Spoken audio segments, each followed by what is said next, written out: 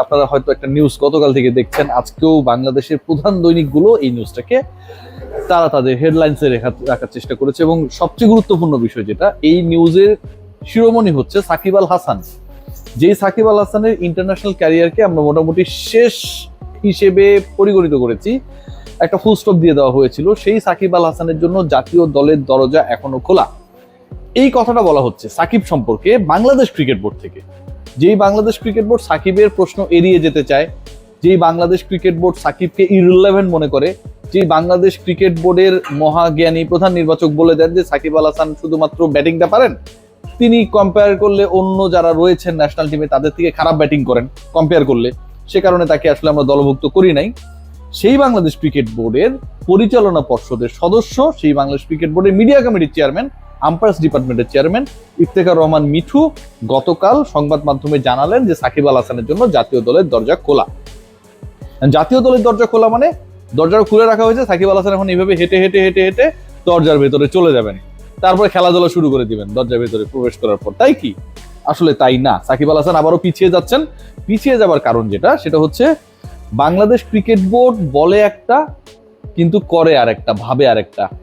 সেটা যদি সত্য না হতো তাহলে বাংলাদেশ ক্রিকেট বোর্ড সাকিব আল হাসানকে অন্তত একদম টু দা পয়েন্টে এই কথাটা বলা দরকার, এই যে বাংলাদেশে এমার্জিং টিমের খেলা হচ্ছে, এই টিমের খেলা হচ্ছে, সাকিবের বোলিং নিয়েই তো সমস্যা, যে সাকিব আল হাসান অনেকদিন পর তার ক্রিকেটে ব্যাক করেছেন, বোলিং করছেন, কারেকশন করেছেন তার অ্যাকশন।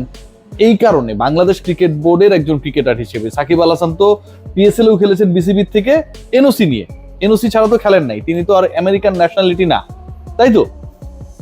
বিসিবির দায়িত্বটা কি? বিসিবির দায়িত্ব হচ্ছে সাকিব আল হাসানকে খেলার মধ্যে রাখা। সাকিব আল হাসান পিএসএল এ খেলেছেন, সাকিব আল হাসান অন্য যে ফ্র্যাঞ্চাইজি লিগ গুলো রয়েছে সেখানে খেলবেন, এটা তো সাকিব আল হাসানের কানেকশনে তিনি করছেন। কিন্তু যখন আপনি বলবেন জাতীয় দলের দরজা খোলা, তখন জাতীয় দলে খেলানোর জন্য একটা প্রসেসের নিশ্চয়ই আপনারা তাকে নিয়ে আসবেন।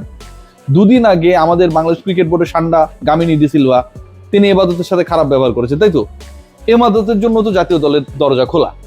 কিন্তু এবাদতের জন্য যখন জাতীয় দলের দরজা খোলা, তখন বিসিবি কি করছে? তাকে একজন বোলিং কোচের আন্ডারে রেখেছে, তাকে সেন্টার উইকেটে, পাশের উইকেটে প্র্যাকটিস করার সুযোগ করে দিচ্ছে। ফিজিও ট্রেনাররা তার যে হেলথ কন্ডিশন, তার যে ইনজুরি কন্ডিশন, সেটা কে দেখছে? তো সাকিবের জন্য যদি জাতীয় দলের দরজা খোলা থাকে, সাকিবের ক্ষেত্রে তো বাংলাদেশ ক্রিকেট বোর্ডকে একই প্রসেসে যেতে হবে, যে সাকিব আল হাসানের অ্যাকশনটা ঠিক হচ্ছে কিনা, বল ঠিক জায়গায় পিচ করছে কিনা, তার অন্যান্য সময়ের তুলনায় এই মুহূর্তে বলের গতি কমেছে না বেড়েছে, তার যে স্পিনিং ফিঙ্গার সেখানে কোনো সমস্যা আছে কিনা, তার কাঁধে কোনো সমস্যা আছে কিনা, কত ওভার পর্যন্ত বল করলে সেই বলটাকে আসলে আমরা বৈধ ধরতে পারি, অনেক হিসাব নিকাশ রয়েছে। এই কাজগুলো কি বিসিবি করছে? নাকি সাকিব আল হাসান নিজে নিজেই তৈরি হয়ে যাবেন, বিভিন্ন ফ্র্যাঞ্চাইজি লিগে উইকেট পাবেন, তারপরে হচ্ছে তাকে জাতীয় দলের দরজাটা এইভাবে ওপেন করে দিবে, সাকিব ভেতরে প্রবেশ করে খেলা শুরু করে দিল? এটা কি হইতে পারে? হইতে পারে না। সো মিঠু সাহেব যে কথাটা বলেছেন, এই কথাটা তিনি বলেছেন কারণ এই কথাটা বললে আসলে বাংলাদেশ ক্রিকেট বোর্ড বা ক্রিকেট রিলেটেড বা সাকিব রিলেটেড যে ইস্যুস গুলো হয়, এইগুলোতে আসলে নিউজের একটা কাটতি পাওয়া যায়। কিন্তু তিনি বা তার সাথে যারা রয়েছেন তারা কিন্তু ক্রিকেট বোর্ডের অফিসিয়াল মিটিং গুলোতে সাকিব নিয়ে টু শব্দটা করেন না, কারণ প্রেসিডেন্ট ফারুক সাকিবকে পছন্দ করে না। This is what the real issue is. একজন ক্রিকেটার, আমার আবারও প্রশ্ন, সেই মানুষটা সাকিব আল হাসান হোক বা সেই মানুষটা হচ্ছে রুবেল হোসেন হোক, যে কেউ হতে পারে, আমার প্রশ্নের জায়গাটা হচ্ছে তিনি যদি কোনো অপরাধ করেন ক্রিকেটের বাইরে, তিনি যদি কোনো খারাপ কাজ করেন ক্রিকেটের বাইরে, তিনি যদি কোনো ব্যবসা করেন, 2 নম্বরই করেন ক্রিকেটের বাইরে, সেইটা দেখার দায়িত্ব কি ক্রিকেট বোর্ডের? ক্রিকেটার সাকিব আল হাসানের যদি কোনো ফল্ট না থাকে, তাহলে ক্রিকেটার সাকিব আল হাসানের পরে তো তার ক্রিকেট বোর্ড থাকবে। এখনো তো এই ক্রিকেট বোর্ডের কাছ থেকে অনাপত্তিপত্র, এনওসি, নো অবজেকশন সার্টিফিকেট নিয়ে সাকিব আল হাসান খেলছেন। এখনো তো সাকিব আল হাসান রেডি রাখছেন নিজেকে বাংলাদেশের হয়ে খেলার জন্য। এখনো তো সাকিব আল হাসান, ভাই এটা সত্য যে বাংলাদেশ থেকে অনেকেই যখন নিজেদের গা বাঁচানোর জন্য পালাইতে গিয়ে এয়ারপোর্টে ধরা খান, সাকিব আল হাসান তখন বাংলাদেশে ব্যাক করতে চান, নিরাপত্তা চান। কেন চান? এখানে এসে তো নিশ্চয়ই মিস্টার হিরু সাহেবের সাথে ব্যবসা করার জন্য সেটা চাচ্ছেন না, খেলার জন্য যাচ্ছেন। স্টেটমেন্ট পর্যন্ত দিয়েছেন ছাত্র আন্দোলনের সময় তার ভুল নিয়ে, তাই তো?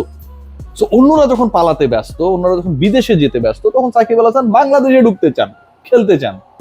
সেই সাকিব আল হাসানকে নিয়ে তার প্রিয় ক্রিকেট বোর্ড তারা প্রপারলি কোনো কথা বলে না। তারা যে কথাগুলো বলে সেই কথাগুলো তারা নিজেরা মানে না, বিশ্বাস করে না। যদি দরজা খোলা থাকে, যেই ক্রিকেট বোর্ডে যেই অথরিটি সেটা বলছেন, এবং তারা একথাও বলছেন যে মাত্র 2-1টা ম্যাচ খেলেছে, আরো ম্যাচ খেললে আমরা হয়তো সাকিবের অবস্থা বুঝতে পারবো, সো ওই ম্যাচ খেলার সুযোগ তো আপনি করে দিবেন। নাকি সাকিবকে আপনি বলবেন যে সাকিব তুমি আমেরিকান ন্যাশনালিটি নিয়ে নাও, অথবা আপনি ইউএইতে এখন দেখবেন ইন্ডিয়ান পাকিস্তানি অনেক ক্রিকেটার সেখানকার খেলোয়াড় হয়ে গেছে, সেখানে গিয়ে তুমি খেলা শুরু করো, 2-4টা ম্যাচ খেলো, তারপরে আবার আমরা বলবো যে না হামজা চৌধুরীর মতো করে সাকিব আল হাসানকে আমরা বাংলাদেশে নিয়ে আসলাম। আমরা কি ফাইজলামি করব? আমরা যে কথাগুলো বলি সেগুলো আমরা মানি না। সাকিবকে নিয়ে আমরা কথা বলি কারণ নিউজের কাটতি পাওয়া যায়, কিন্তু সাকিবকে নিয়ে আমরা আসলে কি পরিকল্পনা করি সেই পরিকল্পনাটা আমাদের কাছে ক্লিয়ার না। গামিনীকে নিয়েও আমাদের পরিকল্পনা আছে। দেখেন একজন ক্রিকেটার যদি বেয়াদবি করে, মিডিয়া রিলিজ চলে আসে কিন্তু ঠাস করে, কি সে হচ্ছে এটা ব্রিজ করেছে, তাকে 5 মাসের জন্য নিষিদ্ধ করে দাও। বিশ্বাস করেন এটা ঘটে। এই যে তাহিদ হৃদয়কে নিয়ে অনেক কিছু ঘটেছে না, আমি তাহিদের পক্ষে বিপক্ষে বলছি না, হচ্ছে তো, কিন্তু একজন চাকর গামিনী ডি সিলভা তিনি যখন আমার হিরোদেরকে শাসান, জাতীয় দলে কিভাবে খেলবে সেটা দেখে নিতে চান, কত বড় সান্ডা সে, তখন তার ব্যাপারে বাংলাদেশ ক্রিকেট বোর্ডে কোনো ধরনের রোল থাকে না। বাংলাদেশ ক্রিকেট বোর্ডে যে এই রোল থাকে না, এটা কিন্তু তাদের একটা পরিকল্পনার অংশ। কারণ গামিনী ডি সিলভা বিদেশি, নামের শেষে ডি সিলভা আছে, সামনে গামিনী আছে, তাকে কোনো কিছু করা যাবে না, এটাই পরিকল্পনা। আর সাকিব আল হাসান তো আমার লোকাল প্রোডাক্ট, তাকে আমি যা খুশিকে তা বলতে পারি। কখনো বলতে পারি যে সে খারাপ লোক, কখনো বলতে পারি তাকে আমার খুবই দরকার, কখনো বলতে পারি সে আমাদের কিংবদন্তি। আমাদের মতো হিপোক্রেট এই দুনিয়া আর কেউ নাই। সবাই ভালো থাকবেন।